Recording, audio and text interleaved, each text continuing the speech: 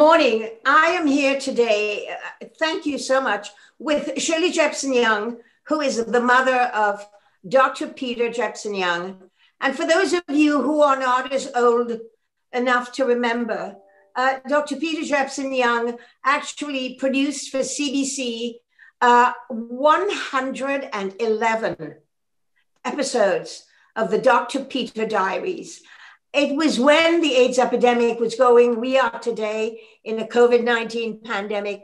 And we knew then about, in that era, we knew about the AIDS pandemic, which was the first really big pandemic in a very long time that had hit all of the world. And Dr. Peter was a young family physician, and he came into our homes every single week telling us when he became HIV positive. And he went through in every episode all the phases of his life. He explained about AIDS. He explained how the disease was spread. He explained as he continued along the 111 episodes, and his body was changing. And as he moved forward, he explained everything that was going on to him. It was extremely moving.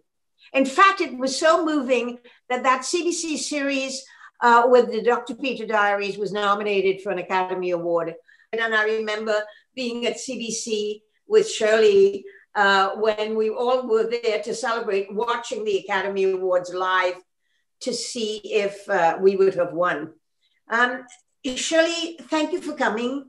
It's been 30 years this year that Peter started his work and his diaries. You're his mother. This must be like, I mean, he has become somebody who is embedded in our hearts and in our minds. I remember being so moved. Even as a physician, I watched his story and I was so moved. What a courageous young man he was, because it was really important for him to go through this with us. And it really made a great deal of impact on people on how they saw HIV, how they saw persons with AIDS, and how they saw men who had sex with men. And it created a totally different world for us, so that we as viewers became more empathetic. We began to understand. We stopped being judgmental. And it just for you, this must be bittersweet, remembering your son and what he did for the world and what he did for all of us, and that he's no longer with you. This must be very bittersweet for you. You have gone on to dedicate your life in his memory to the Dr. Peter AIDS Foundation that is in Vancouver here, and that I have worked with and with you and tried to get money from the federal government to help to make it so. But the work that the Dr. Peter Foundation is doing now to help persons, not only with HIV, but persons with hepatitis C, is something that you have been so firmly behind. But the story about your son's life and you is not as simple as that. I remember listening to you speak so many times about how you did not begin this whole journey with your son being positive about what was going on with him and supporting the fact that he was gay. Why don't you tell us a little bit, Shirley, about your son? Oh my, he was a wonderful son, and we're so proud of what he's done. Hedy, we've come to learn to know the participants at the Dr. Peter Center. They're wonderful people, and their lives would be so different if it hadn't been for Peter. And I have to say here, honoring this 30th anniversary is to pay recognition to the CBC. I've always said I gave birth to Peter, but the CBC gave birth to Dr. Peter. And without him, we wouldn't have the center, we wouldn't have the care and the programs that we have. And God bless the CBC. They're just wonderful. Well, they have done some great series and great stuff in the past, but this was the most exceptional thing that I think the CBC has ever done. Anyway, so tell us about Peter and your memories of him and how you went through that journey with him. Well, I was just amazed at how strong he was. Hedy. I don't think that if it was me, if it was happening in my body, I'm sure I could never have been that strong as he was. He was just amazing, amazing to go on week after week, and all that he was going through, and periodic bouts in the hospital. And well, you know, because you followed the series, and God bless you, you also got Peter a living allowance, a disability pension. Without you, I don't know how he would have. Peter was wonderful. He was a great son. He had a wonderful sense of humor. I mentioned the other day on my interview that I'll never forget when he was first in hospital, and Bob and I went in to see him, and he said, "Can you believe that? That nurse was just asking me questions, and here I am, I'm dying, and I lied about my height." He thought that was wonderful. He did have that sense of humor, which tended to sort of, people just loved him. You know, people fell in love with him. People who didn't understand HIV. Yes, I think he's a hero. We don't hear enough in Canada about the hero that he was.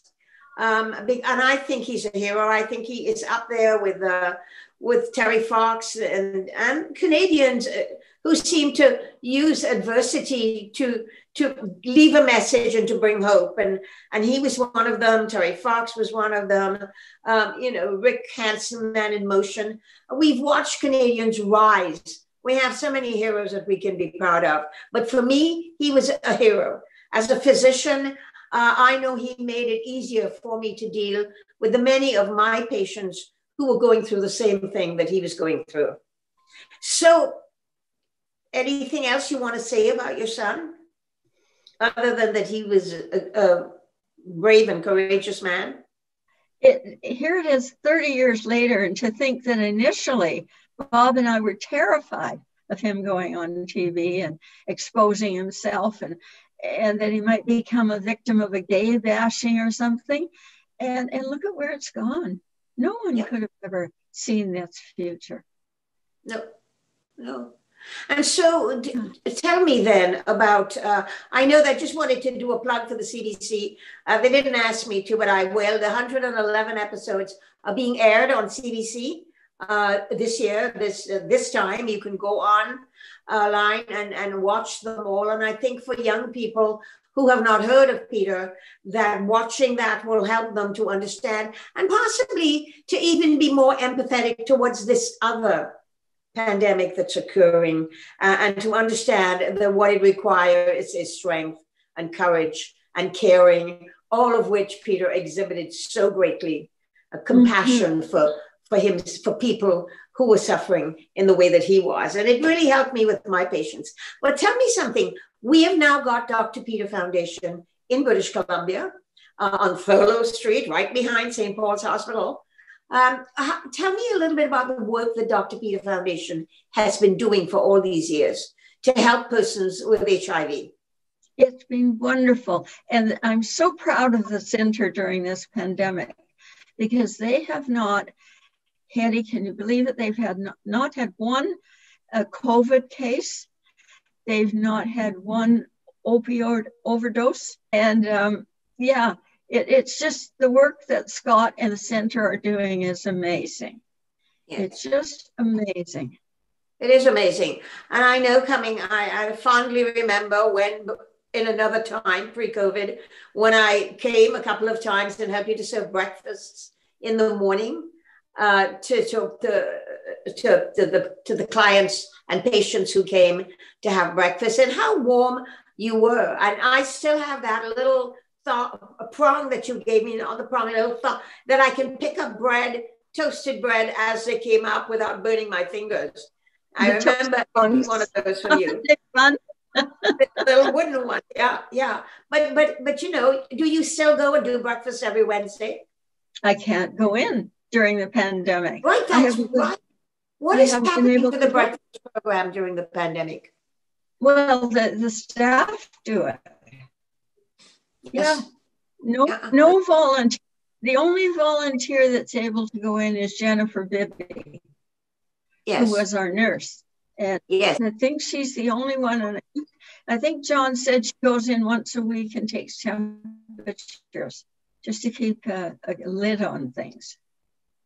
But you have continued to support Dr. Peter Foundation. You've continued to be engaged. I know how much those breakfasts mean to the men and women who come through, and how important it is to have you there, his mother, carrying on his legacy, and beginning to sort of open up to people who need the help that they need, especially at this difficult time.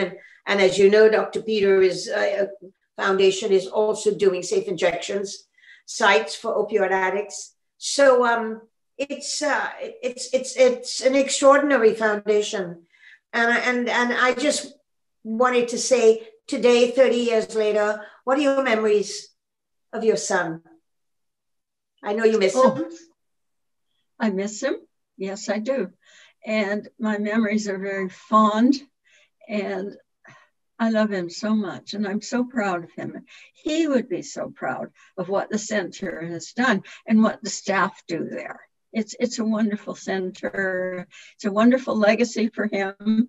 And did you know, Hedy, that they named the laneway behind the center the Jepson-Young laneway? Did you know that? Really? That's so wonderful. That's so wonderful. That's really a tribute to him and his memory.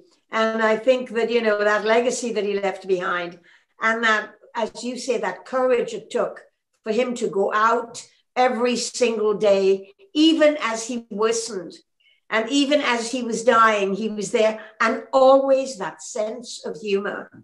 I remember the time that he went through this children's tube thing, showing as an example of how to, you know, a condom and things like that. I mean, the humor that he put into everything he did really made him so real. And I remember my three boys and we would sit there and we would wait for him to come on. And they were young, and they were learning. They learned again about HIV. They learned about death. They learned about courage. And they learned about being non-judgmental about people. They learned some very important lessons as young men from your son. Mm-hmm. I want to thank him for that. Thank you. And I want to thank you for all the work you do, Shirley. I want to thank you for coming on with us today and for keeping up his legacy.